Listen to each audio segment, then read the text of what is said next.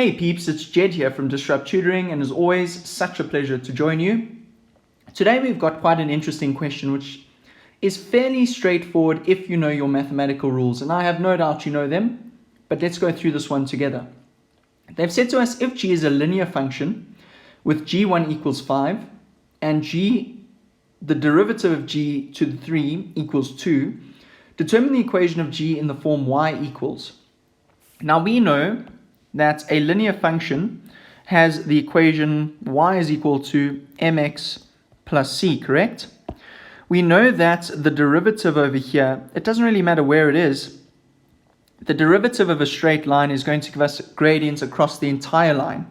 So we agree that g dash of 3 equals 2 would equal our gradient anywhere on the line because it's a straight line graph, right?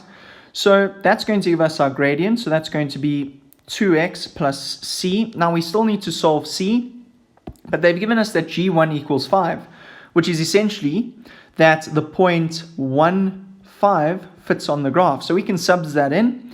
That's going to give us 5 is equal to 2 times 1 plus c. That's going to be 2 times 1 is 2. So 5 minus 2 is giving us 3 equals c.